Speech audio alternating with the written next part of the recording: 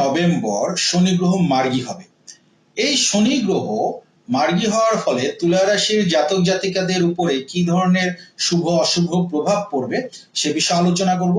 তো শনি গ্রহের এই মার্গী অবস্থা 2025 সালের 28শে নভেম্বরে শুরু হয়ে 2026 সালের জুলাই মাসের 27 তারিখ পর্যন্ত চলমান থাকবে।